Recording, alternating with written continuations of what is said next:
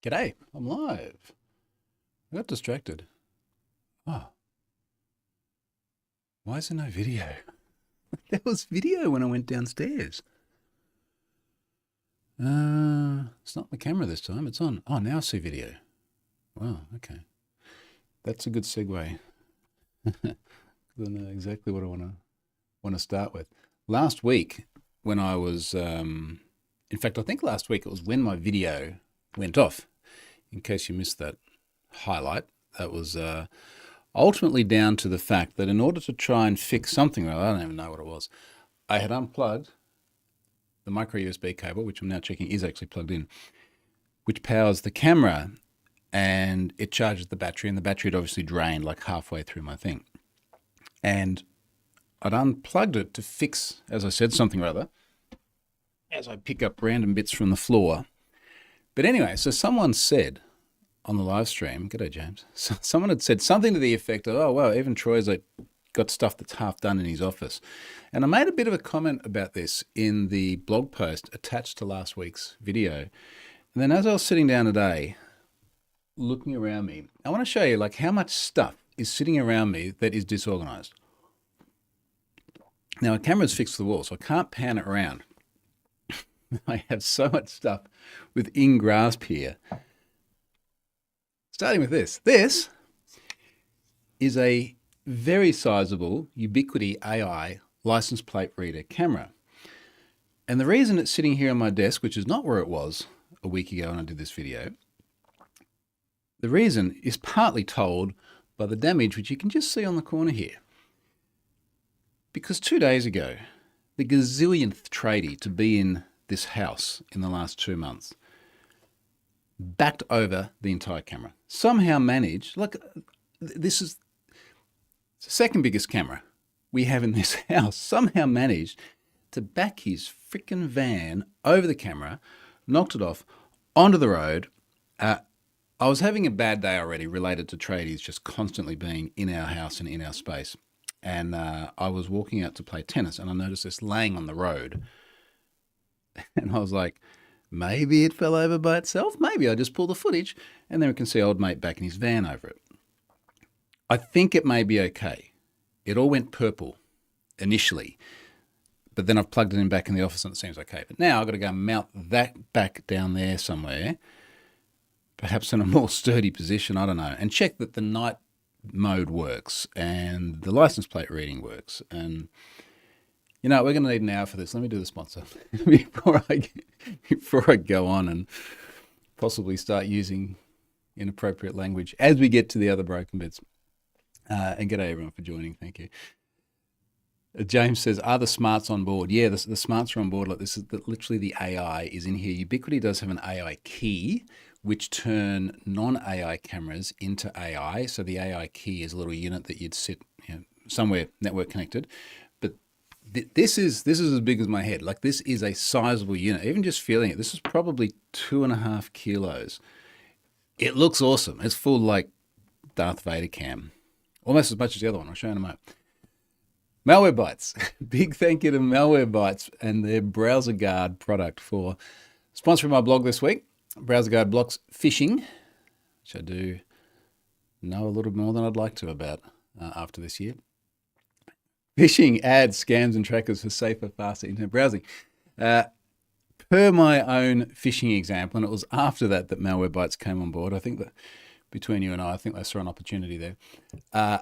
As I have demonstrated, having some sort of mechanical fallback for your own human interventions between you and the phishing things is a very positive thing. The web without worry, as they put it. It certainly does reduce some worry if you're not so concerned about entering your MailChimp credentials into a phishing site because Browser Guard is sitting there looking after you. So big thank you to Malwarebytes. And I kind of wish I had thought about that a little bit before that fateful morning in London when I clicked that link. Right, so back to here. I said there's a second largest camera in the house because moving on to the amount of, frankly, crap sitting around me at the moment, which is incomplete. There's a Ubiquiti G6 PTZ that's sitting over there. I don't even know what that is. It's a device bridge. These are actually kind of cool. So it's a powered device. You need to have a main somewhere, but then it will wirelessly uplink to your access point, and then it has an RJ45, so you can plug a camera or something into it. So you can have, say, this non-Wi-Fi camera and plug it into here, and so long as it has power, you get to have connectivity. So that's cool. That one is that's a G6 turret, so that's probably a good view what the G6 turret looks like. That's sitting there.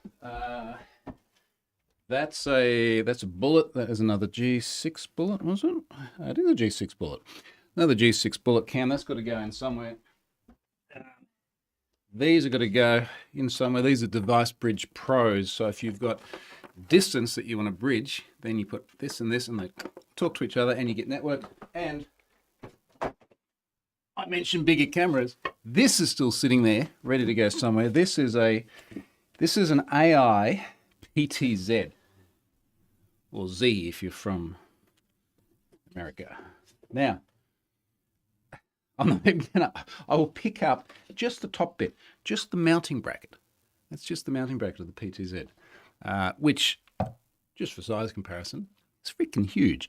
I do have a Ubiquiti PTZ up there on the roof already that's been there for, I want to say, a couple of years, and it is awesome. Not only does it look epic,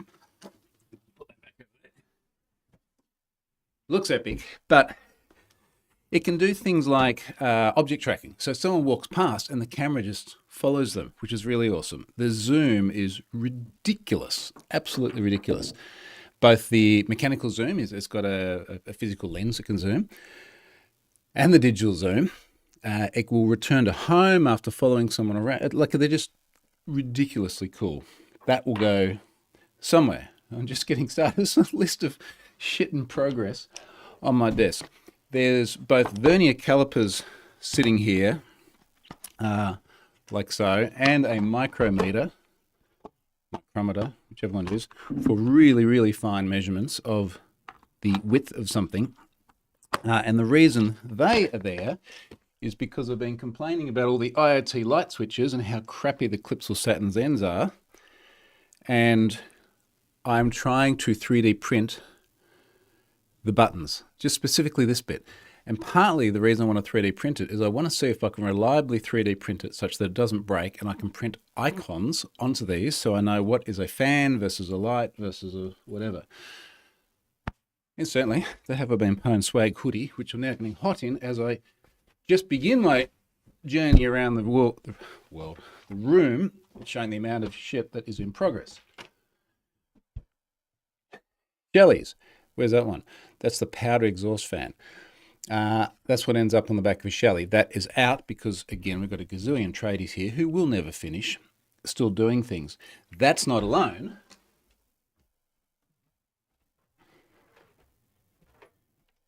Because here's the box of all the other ones that came out. And the reason all the blue ones are out is because we had them on lights where I had IoT light bulbs, that is the things in the ceiling, which are IoT, and then I do all the dimming and everything in those. But now we're getting rid of those because they're a bit tacky. Apparently, my wife thinks that neon lights are not so much fun in the kids' rooms anymore. And we're getting nice lights, which means we need dimmers. So all of these go and get replaced by the green ones.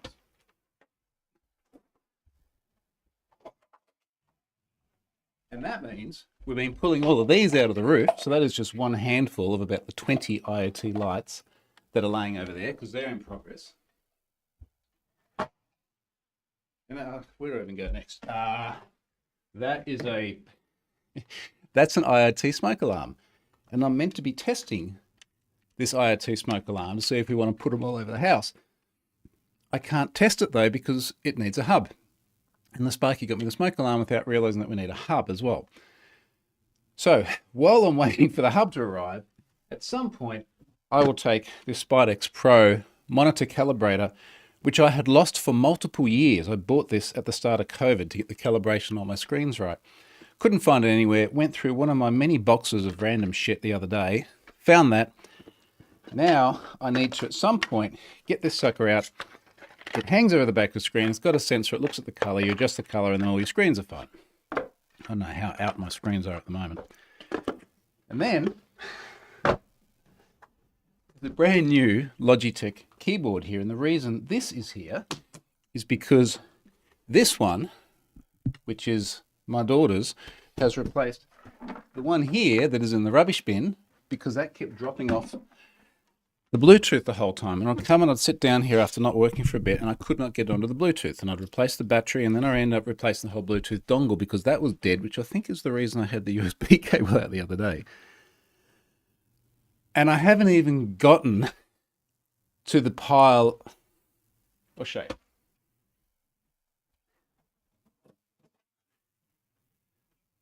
Stuff like this, which is 2 Ubiquiti switches, which came out of the server rack the other day when I put that USW 48 PoE 10 gigabit one in, and now I'm not even sure what to do with these. They came out.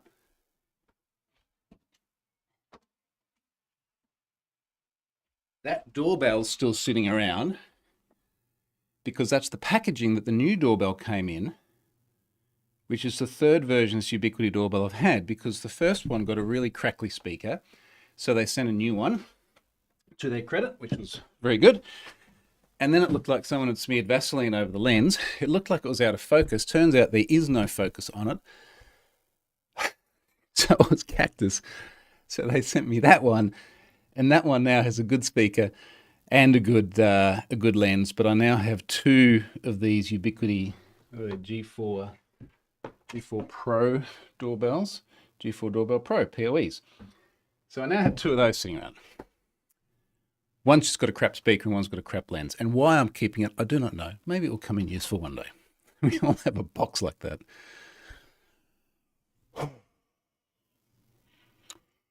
This is like the constant, it's like these things are constantly calling to me. I'm sitting here normally trying to write the codes and do the data breaches.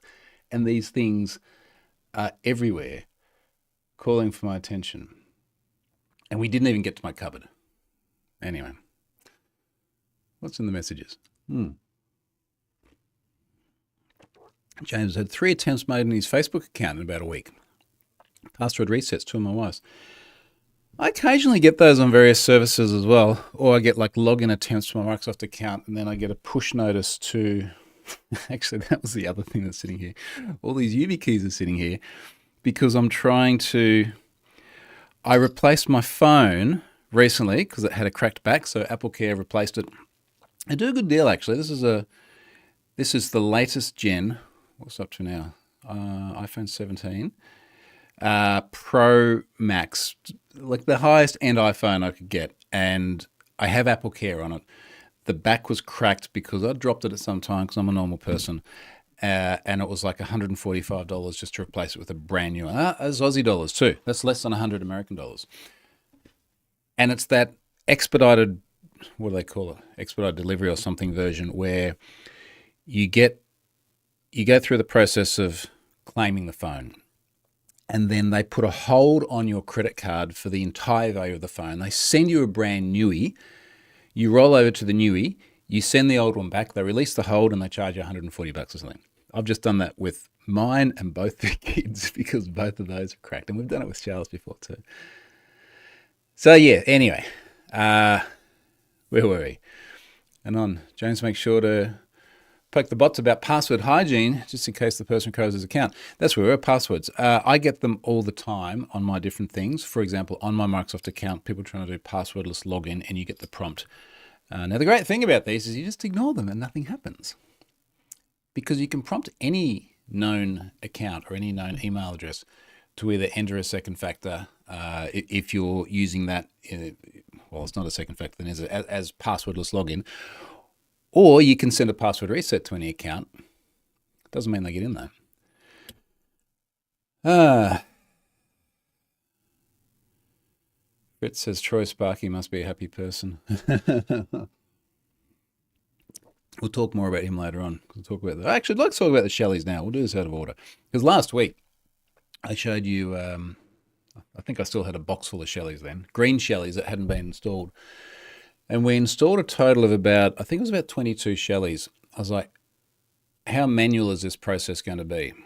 And now someone did send me a link to a GitHub project that could do some degree of automation, but it didn't look like it was exactly going to make it really easy.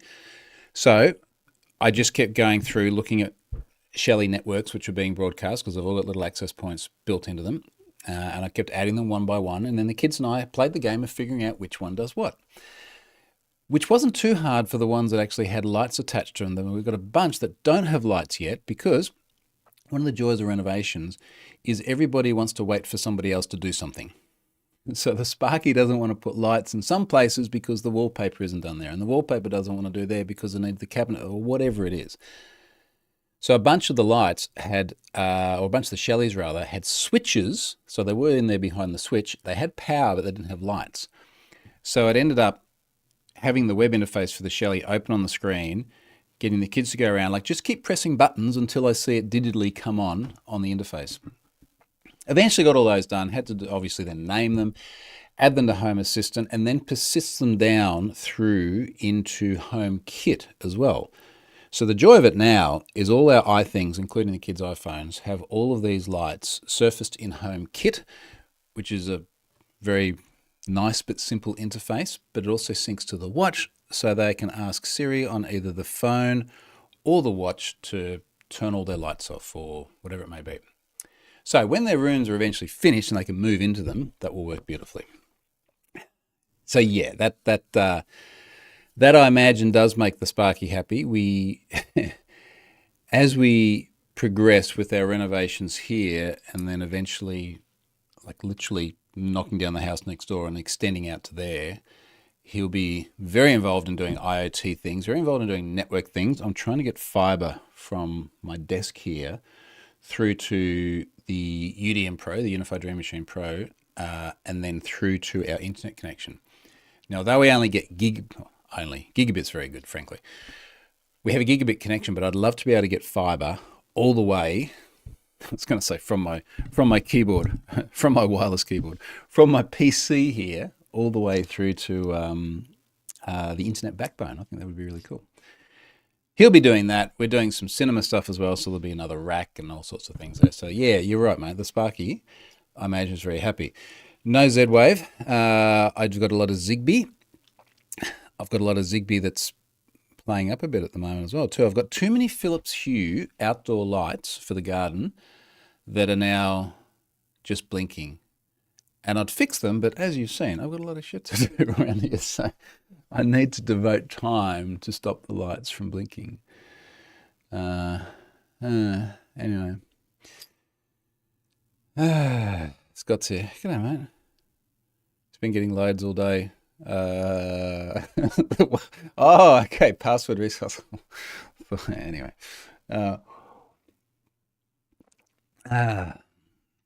James says, that's why I make an automation to send me notifications with an actionable link. Press the button, get a notification with the link to the device.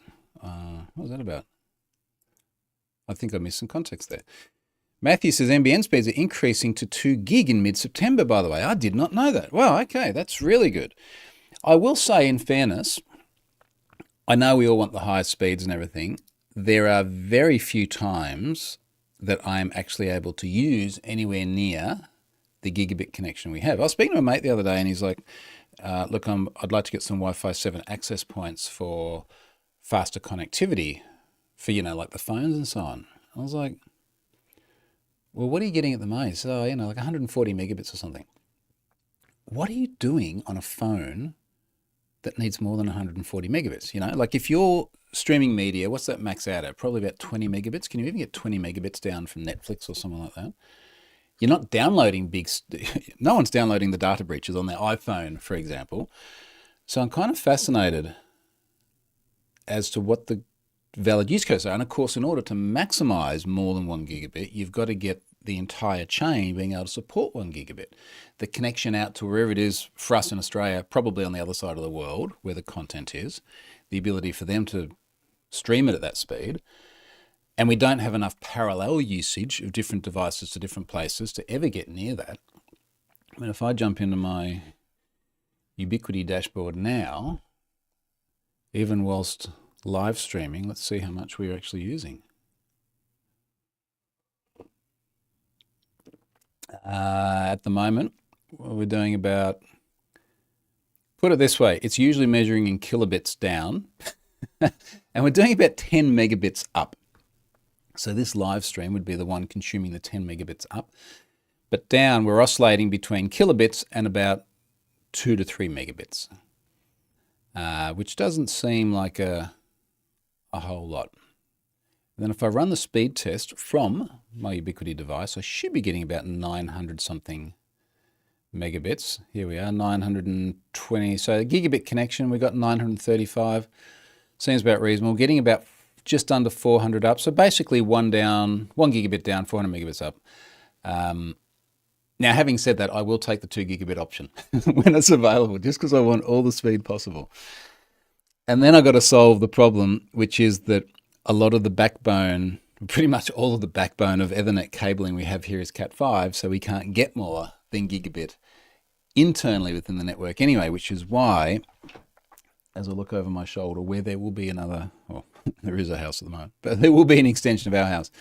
I want to figure out how to get fiber from there, even if they run up the wall and put in some conduit and then put a hole in there and I don't know, put on whatever. I want to get gigabit through to the bottom of my desk just here.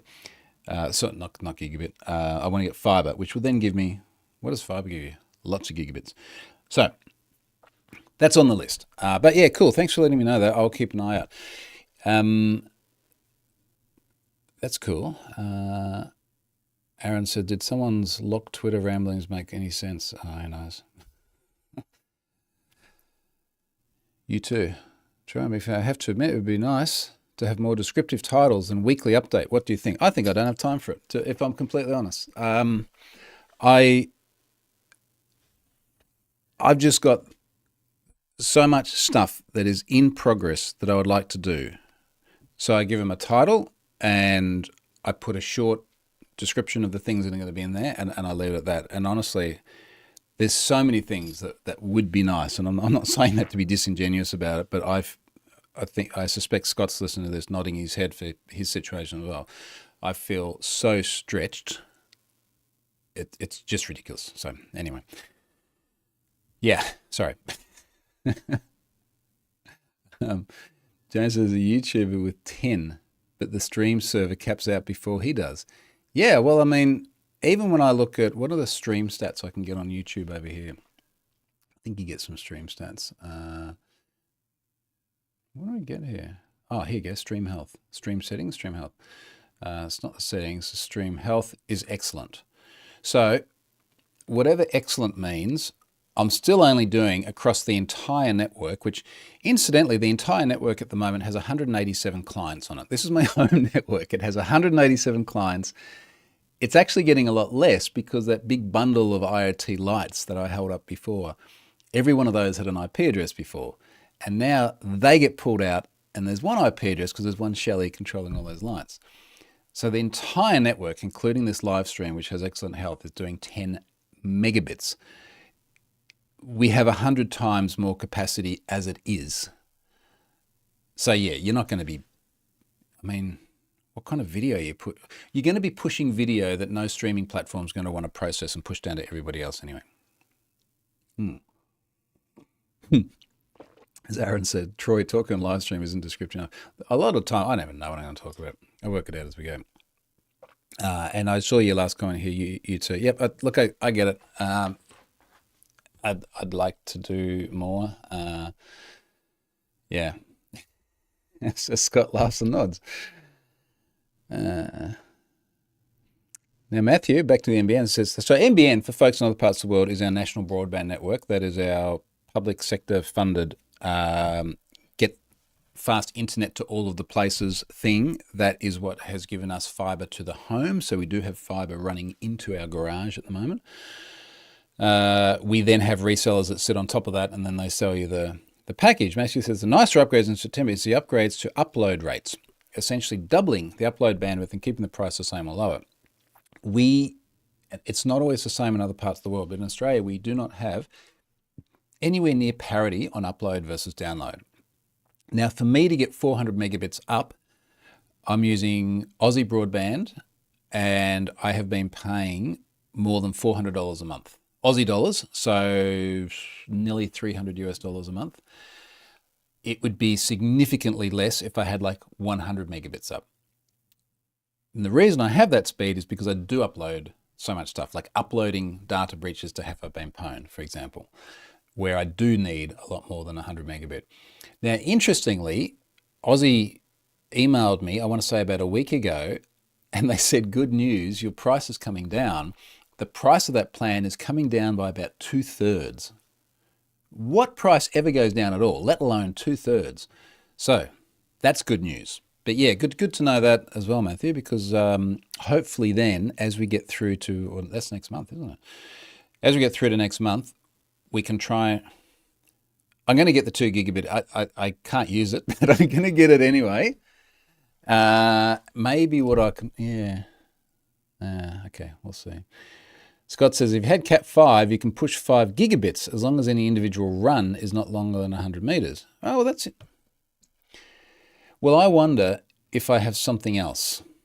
If there is something else that is in the way. Look, I'll have to actually measure it properly.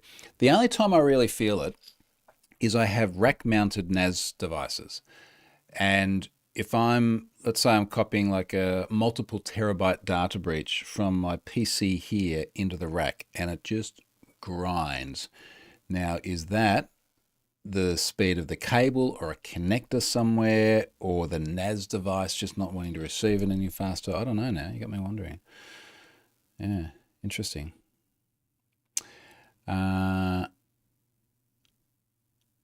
What else in here? U2 makes the point. I see weekly update in my sub page, and to be honest, would click it if it roughly said what it was. But are you saying, like, and this is not a bad idea, and it doesn't make work for me, are you saying it would be easier if the title had the stuff that I put in the description, because then you'd see it without having to click through it? Tell me if I got that right, because that's not hard. That's right. Matthew says, Aussie broadband, 1,000 down, 400 up is going to 150 a month now. Yeah, exactly. So I had to get that on a business plan, and I'm sure I was definitely paying 400 something. Yeah, that's wild. So that's really cool. Let's see what they then do with the 2 gig. You'll need a new NTD for the 2 gig NBN will supply that. Now, what does NTD stand for? I assume that's the box where the fiber terminates. But I'll do that.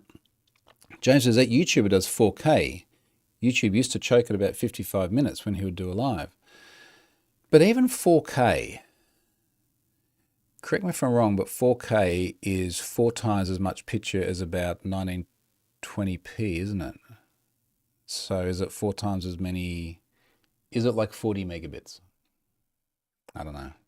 That still seems way short of gigabit.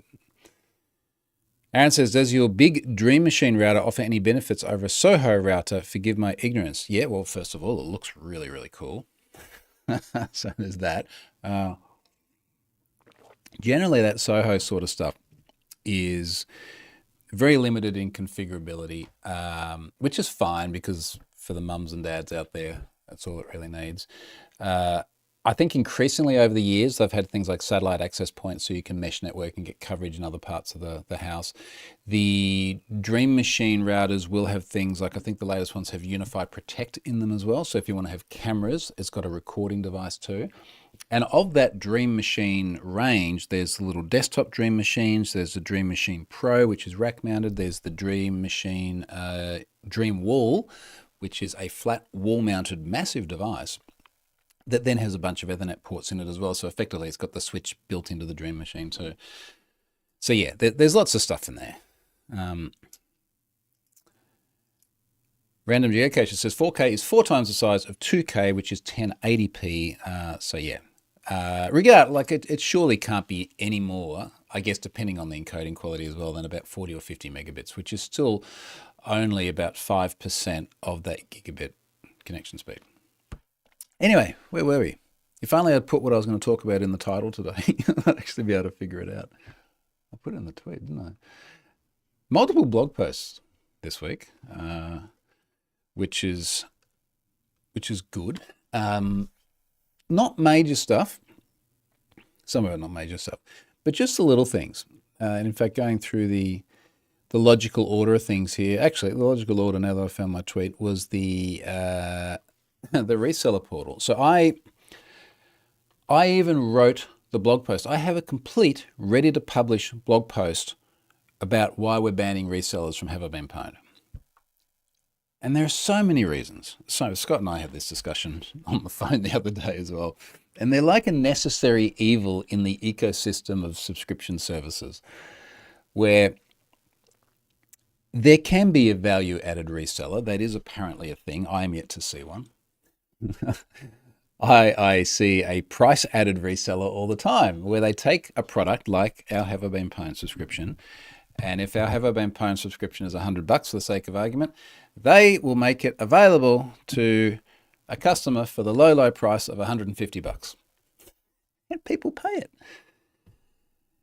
For all sorts of reasons, because the ultimate subscriber who actually wants to use our service can't pay by credit card, and the only way we can use Stripe in Australia is to take credit cards.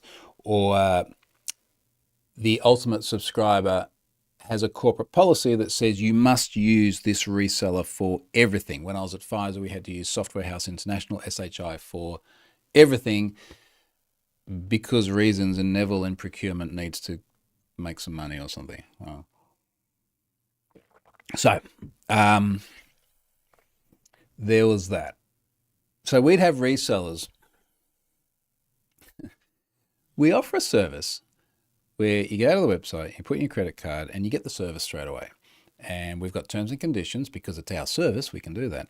And then you constantly get resellers come along and go, I want to buy this for someone else. I want to charge them more. Can you give me a discount? Can you agree to our terms of service? Can you now give us all this support? And consistently, we would find that it was something like 80–90% of our support. I'd actually quantified the numbers and I put it in the blog post, which I will now probably never publish. But 80 or 90% of our support was due to about 1% of our customers being the resellers, although they accounted for something like 4% of the revenue because they typically just buy larger subscriptions. And it was just ridiculously incommensurate. And the thing that really got me is it would burn my soul every time we got a support question from a reseller. Every time a reseller would pop up and say, what's our discount? It's like, fuck you, that's what your discount is. Why are you coming and asking? You're actually making our life harder, and then you're asking for us to reduce the price, which makes no sense at all. And then once a year when we adjust our prices, they'd come back and say, please send us a justification for increasing the price. Imagine that. Imagine every time your Netflix went up, you would feel that you were somehow in a position to negotiate with Netflix. Imagine just emailing Netflix and going, I noticed my price went up from $14.95 to $16.25 per month. Could you please send justification as to why this price increased? Could you honor the old price? And could you please send me an offer? And Netflix would say exactly what I just said. They might not say it in the email, but someone in their mind would be thinking that, which is exactly what I think every time. So anyway, they're painful. However, if I had gone through and published that blog post and killed off the reseller ecosystem, there would be a lot of people out there who are walking in the shoes that I did up until 10 years ago when I left Pfizer, that would not be able to use the service. And they'd lose that benefit. And I know that they know that that's not my fault, that Neville in procurement wants them to use a reseller and we don't do resellers. But they'd still lose the service. And really, when we looked at it, we concluded that the vast bulk of support stuff related to resellers boiled down to things that we could automate. It was requests for quotes. It was, how can I retrieve my invoice? How can I change an email address of my ultimate subscriber?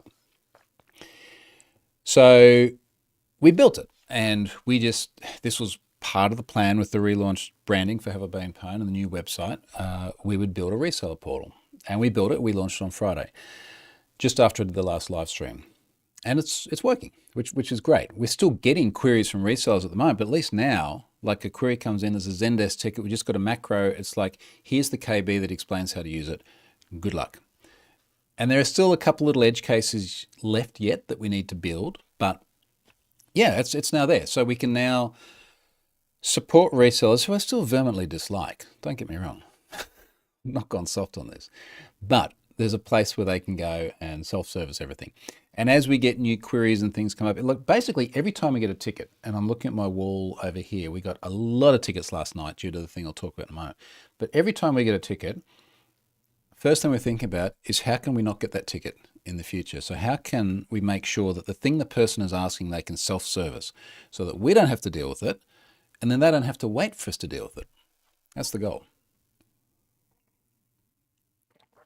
So these comments here. Wayne says, did you ever do anything with the one UDM wall that that Ubiquity sent me? No, it's still sitting there. It's still sitting there in the box. I got it out the other day because I thought I might have found a good use case for it, but then I changed my mind.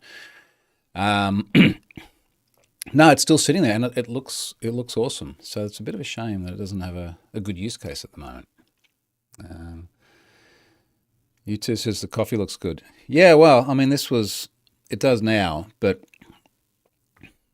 it's another one of my failures this morning. So I get up at 5 o'clock every morning. This is my routine, which I'd normally do, but since our last round of travels, and we got back a month ago, we just religiously now, 5 o'clock in the morning, go to bed by 9 o'clock, exercise, all the rest of it, try and have a routine. I get up, I'll make coffee straight away. It is a manual coffee machine, proper espresso machine. And the group head has been popping off. I recently replaced a seal. So you take the group head off, you get a screwdriver, you pull the seal out, you put a new one in. The new seal, of course, is going to be thicker because it hasn't been ground down by months and months and thousands of coffees or something. And unfortunately, it popped off and landed on the glass, shattered the glass, glass, coffee, water everywhere. So it was my false start this morning, but eventually it turned out to be a nice handmade barista-style coffee. I have, I'm coveting a new machine. I'm going to put this in the chat. And I have been waiting for a very, very long time to get this machine. I'm going to drop this in here. It looks epic. It is a Synesso ES1. This is the machine. It is not cheap. I'm told that because we have a home office, it is a business expense. I'm laughing, but it's every day we work from here, and I get coffee and I sit down here and I do my work. It looks epic. You can program it. It's IoT, but like everything about this I love. I've been waiting for my local dealer here, who I love, to get this machine in, but apparently it has not yet been approved in Australia for the dumbest of reasons, which is something about the Wi-Fi implementation is non-standard compliant with whatever screwy Australian standard will not let the machine be sold here, but will let it be sold in the US and Europe and basically everywhere else. So eventually it'll get approved and I will have a Synesso ES1, and it looks epic. It looks really, really cool. And there are other things that you could go and spend the money on, other coffee machines, but none of them look like that. I just think it'd be like a real showpiece in the kitchen as well. So Peter says, still think you need a reseller pricing list that is plus 50%. The thing is, mate, if we make all of the overhead go away from resellers, then they can come and buy the product and they can mark it up and resell it. And there will be a KB. There is a KB, which is like, what's my discount? None.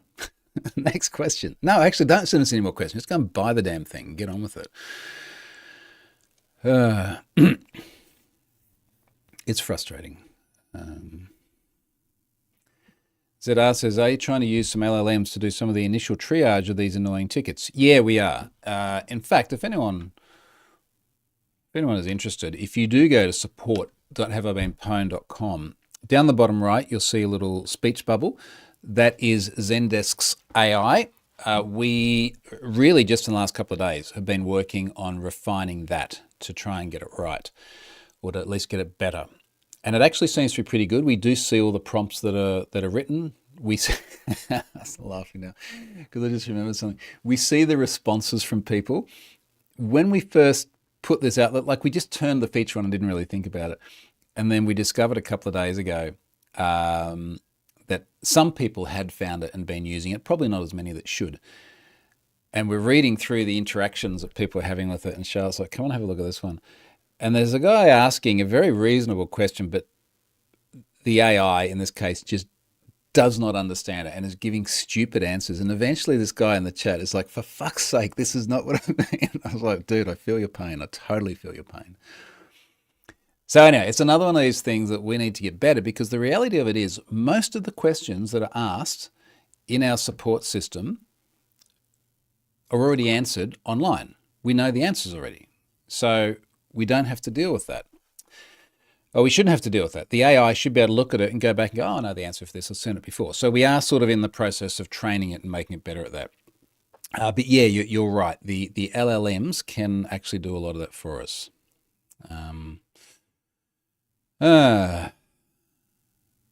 U2 says, "My coffee machine costs $12. I'm not kidding." Yep, that's, yeah, I've had coffee from machines like that before too. The coffee machine is something that, first of all, gets a lot of usage in our house between three of us here that drink coffee, and then you have guests. And then the coffee machine I have at the moment, I bought pretty much when I first moved in here, September 2015. So it's had 10 years with the odd service, and it's been really good. So it's one of those things that gets a lot of use. As I said, it is legitimately a business expense, so we can pay for it with pre-tax dollars. And in the case of that Synesso, and even the one we have at the moment, it looks cool. Like it sits there as a little bit of a centerpiece in the kitchen. With the new kitchen we got done a couple of years ago, is designed to have a coffee nook, and it looks cool. All right, moving on. So the resellers are now done. The other thing we added, or we added this a couple of weeks, I just wrote about it this week, is local government advice for folks from certain parts of the world. Now, I titled this, "Get Pwned, Get Local Advice from a Trusted Gov Source." When we were in London a few months ago, meeting with the NCSC, the National Cybersecurity Centre there, the day before my now notorious phishing, getting fished on MailChimp, with the NCSC talking about phishing and passkeys, they had said, "What do you reckon about just putting a link on Have I Been Pwned that only people from the UK see off to our NCSC resource about data breaches?" And, you know, that explains strong passwords, unique 2FA, all this sort of stuff. And initially I was like, why have a UK specific one? Like, you know, we've got a bit of guidance. Like, why wouldn't we just bulk up the guidance and then everybody in the world would benefit from the guidance? Because it doesn't matter where you are in the world, the advice is the same. It's just not like people in the Netherlands are being told, because you're Dutch, don't have a strong and unique, do something else. Everybody gets the same guidance.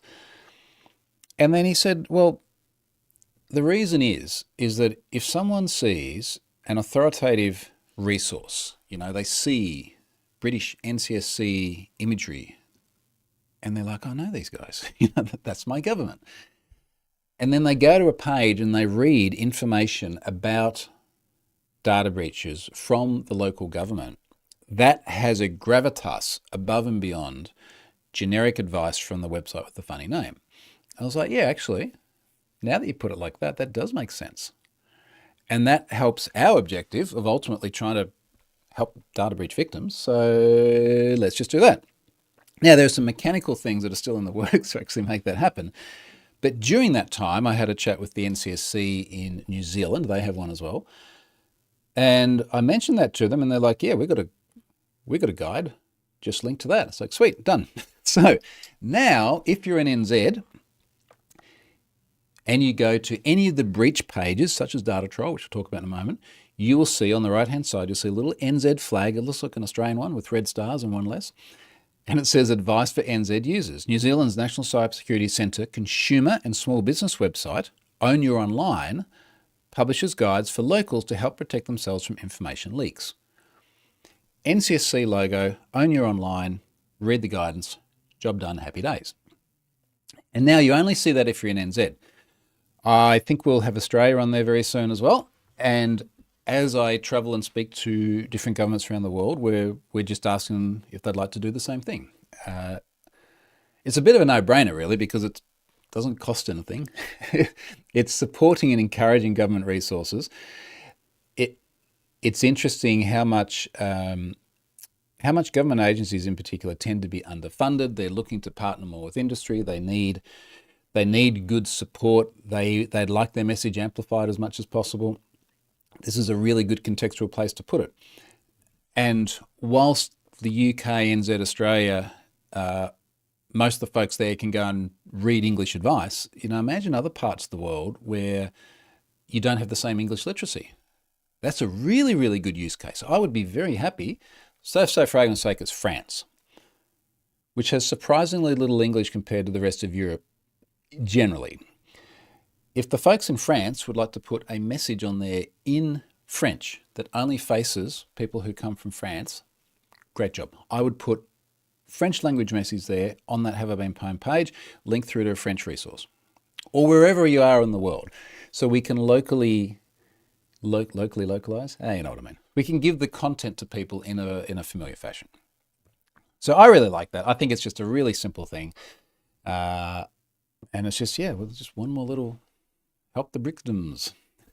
Scott says that's a French thing. Now, that was that.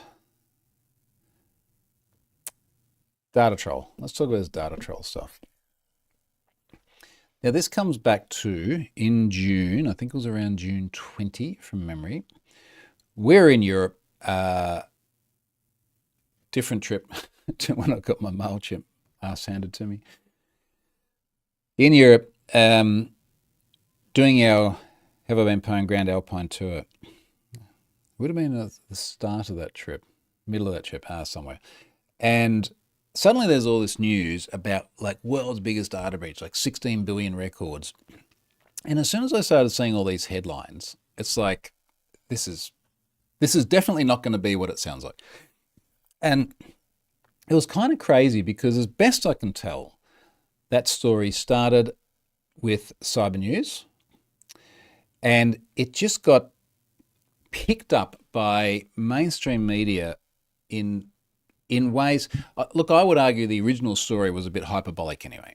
16 billion passwords exposed in record-breaking data breach. What does it mean for you? Even what does it mean for you? It's like, come, read my stuff, load my ads. Felt hyperbolic, but then it got picked up and amplified and it just got so much exposure. And I had so many people messaging me going, hey, when are we going to get the 16 billion password thing? And put it in Have I Been Pwned, So there are 16 billion people out there who need to know. And that's what it felt like. It felt like people were taking this to the point where they're like, well, that's everyone in the world. And a whole bunch of people who don't even exist yet. And maybe a bunch of dead ones. Like, this is crazy. This is a massive number. And the number was always going to be way higher than the actual individuals impacted by this. Now, I also knew when reading this and seeing a list of files here, the way they were phrased, the size of the number of records in them, this is going to be a collection of data which we've seen before, to one extent or another. Now, part of that, even just looking down through the list here, they listed 30 files here. And a couple of them are called MPD. MPD is National Public Data. That is a data aggregator where that data has been leaked before. It's been in Have I Been Pwned for years. Now, just because that same data set now appears in a new data set, does that justify the headlines? Those two MPD files between them have got nearly 3/4 of a billion records in them. Anyway, the person who found this was Bob Diachenko. And Bob has been really good at finding exposed data. And he's a proper legit guy too. We've chatted many, many times before. He's provided data before that's ended up in Have I Been Pwned. And we had a chat about it. And I went, look, this is just getting like a lot of press. I I'd really like to see this, and then we can sort of quantify it a bit more in terms of what's actually new, what should go into have I been pwned. At that time, I was like, I don't even know if anything should. If you can provide that data, we can have a look at it. And of course, we have a model now for dealing with stealer logs where folks who have had their credentials stolen while entering them into a website can now go and see what those websites are. So we have that model. We've had it since earlier this year. So Bob got that data over to us. He didn't have everything that was on that list. I mean, this is one of the things I found quite interesting.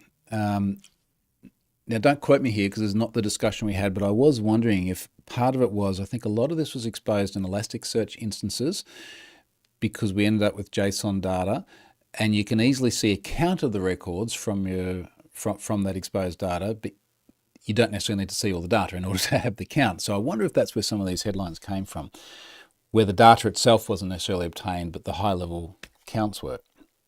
So he sent over the data that he had, which equated to 2-point-something billion records. And I've got a little script where I can just extract a bunch of email addresses, just start throwing them against have I been pwned, and it comes back and immediately gives us the percentage of them being seen before and then which data breaches they're in. And I just see this like flying up the screen, CSI style. I make it all green. I don't make it green. And you see the pattern straight away. And the pattern I saw straight away was over 90% seen before, and alien stealer logs, which was the stealer log corpus we loaded earlier this year, over and over and over again. So okay, this is repackaged.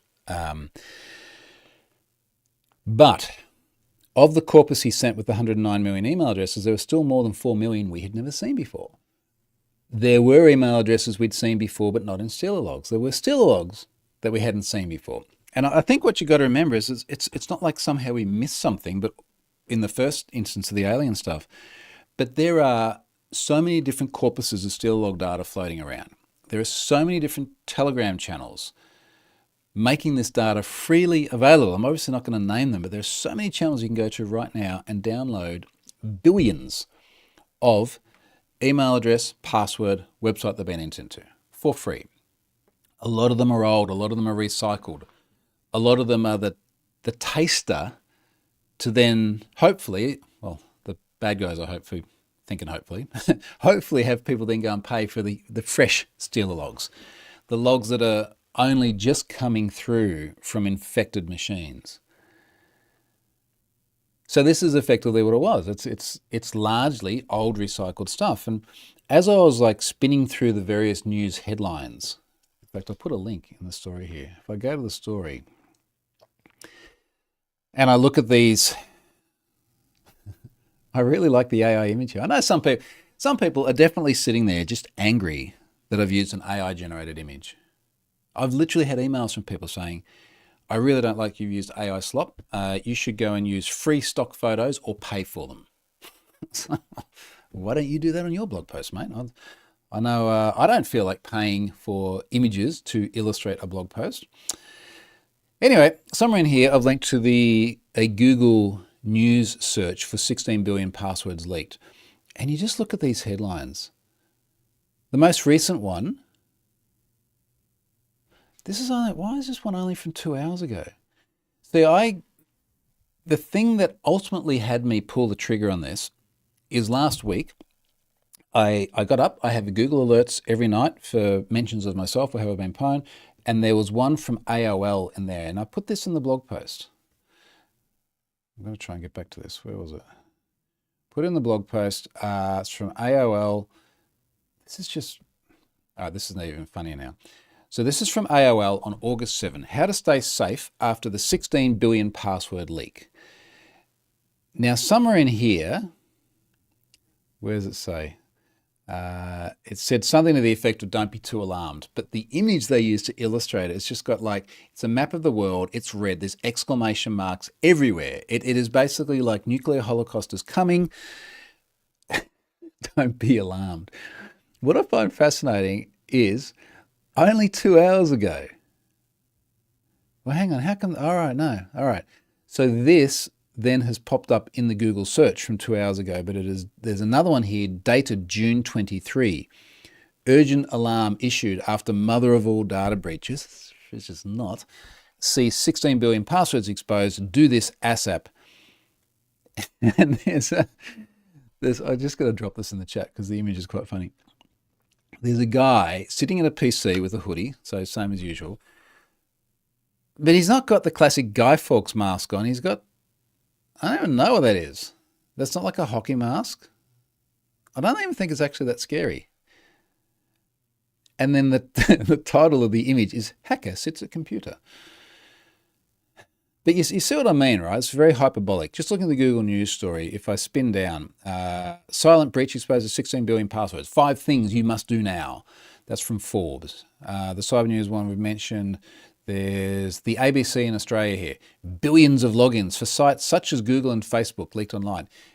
Yeah, no shit. If you have billions of logins, of course they're going to include like 2 of the world's largest websites. McAfee, 6 billion logins stolen for Apple, Google, Facebook. And that was the other thing I kept seeing. Apple, Google, Facebook, those names repeated over and over and over again, which is odd. It's not like your bank, you know. Mashable, yes, 16 billion passwords leaked online. No, it's not what you think. Okay, that sounds more reasonable. Digital Journal, cybersecurity expert, 16 billion passwords leaked. Are there any really good ones here? Really dumb ones? Yeah, of course there is. 16 billion passwords leaked. Why blockchain-based identity matters now? Yeah, right. Why don't we just solve it with AI? So anyway, I felt it was very hyperbolic. We put it in a Have I Been Pwned eventually because it helps answer that question of, are you going to load this data? Obviously, it's not the entire corpus, but I would argue that by the time you get to 109 million email addresses from Stealer logs, there's going to be a lot of redundancy with the remaining data sets. We now have lots of tickets, people trying to understand what the data is, and we have to reply to those.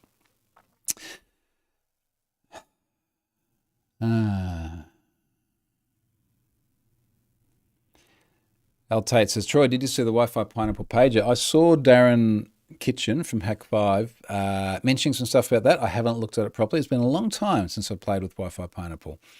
That was a massive thing for me back in the day. Joel says apparently that is a hockey mask. Now, is that ice hockey? Or in Canada, you don't say ice hockey, you just say hockey. It's a little bit like in Europe when they say football, they mean soccer and not all the other. Anyway, I thought the ice hockey one had the holes in it, but that would look scarier. I just feel they could have made it scarier. Like if you're going to make an image to scare people, I just think the mask with the holes would have been better. All right, folks, I'm going to wrap it up there. I don't even know what we'll do next week. I'm still here. I'm still at home for almost another 2 weeks. We will be heading off to Singapore in a couple of weeks. I'm going to talk more about that as I get closer to that date. So thanks for joining, and particularly thanks for seeing my amount of crap I've got laying around my office here.